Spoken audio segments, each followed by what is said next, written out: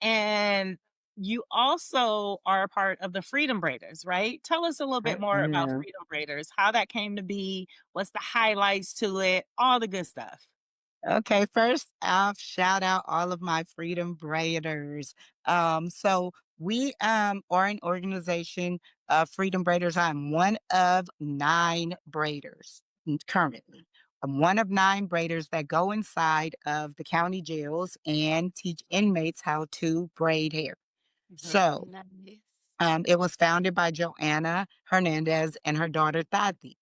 And again, along with the 9 braiders, Josh and Justice. Josh is one of our social service workers, and Justice has been our videographer, which we are finishing up a project now. We filmed all the braiders and interviewed. So this project is actually very dear to me because, of course, I'm raised in Oakland, and we all have somebody that have been affected by the system and or ourselves. Like, either we've had to do time and would love for these programs. Don't give up on us. That these this program here is a I'm not giving up on you. I am humanizing you, regardless of your situation.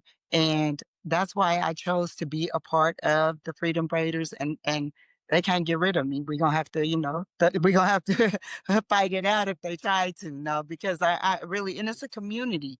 And you gotta think about it like community. I love to break that word down. Like community to me is like common unity, right? Mhm. So we come together on a common ground and we have unity amongst each other, and that's very important to me. So that's why I'm proud to be a Freedom Raider as well.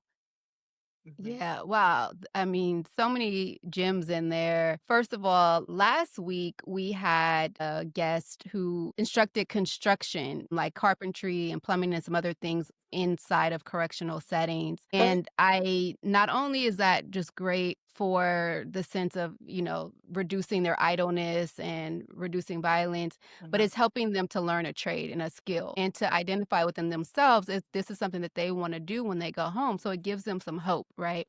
And when I'm hearing you talk about going in, teaching people how to braid, teaching those incarcerated individuals how to braid. First of all, you're investing in them, like you said, they're human and you're humanizing them. You're making sure that their reentry needs in some ways being established and satisfied while they're incarcerated. But then when they leave, they have you as a mentor potentially, when they come Door is out. open. The door is Yes. open. Yes. Mhm. And so I love that. And so then something that was kind of a challenge for us because we did offer cosmetology class to participants that were incarcerated. But one of the challenges was, in New York at least, it was not background friendly, meaning that if someone had a justice background, they were not able to earn a license even if they completed all of the requirements.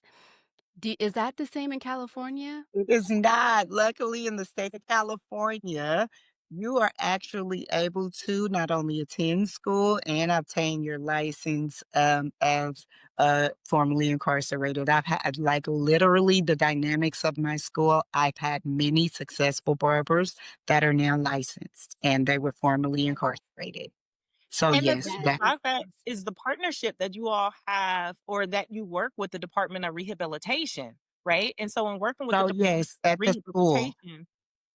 Yeah, at the school, we actually do accept the Department of Rehabilitation's certifications. They will, if the actual ex-convent or whatever you want to call ex-inmate, whatever is released, and they go through the process and go through the Department of Rehabilitation, which is depending on the area they live in, then a lot of times the whole school is paid for, and we're Mhm, talking Wow. minimum $15,000.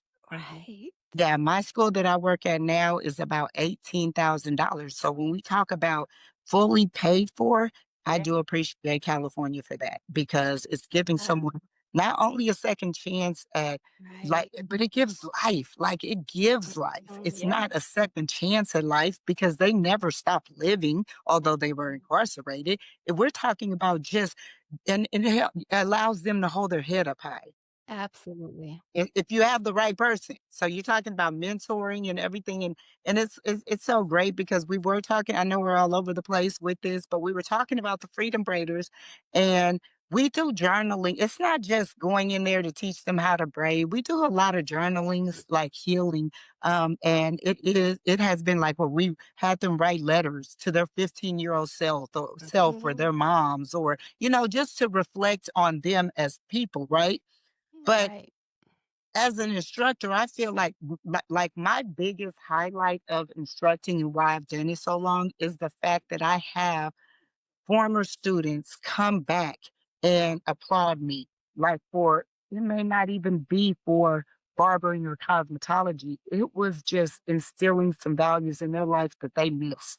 And I have to say, yeah, I'm gonna pat myself on the back for that because I didn't know I was doing it. It just came naturally because I'm treating them the way they should be treated as everybody else. And Right. and the other thing to that is to give a little bit more context to it, right? Because we're talking Yeah. about incarcerated individuals. But for a lot of these people, they're just starting their sentence. They're still in the county. They haven't even been sentenced, some of them, right? Or have they all Well, been some sentenced? well, no, some of them have that just got there. So this is from this level to this Mhm. level. Some of them just got there, received, and then some of them have went, did prison time, and came back to fight their case. So we Right. have this from one realm to the other. So it's not necessarily that they are just now county level, but some of them actually were, maximum security and still just came back to fight their case and were able to go back to county. Wow, that's amazing.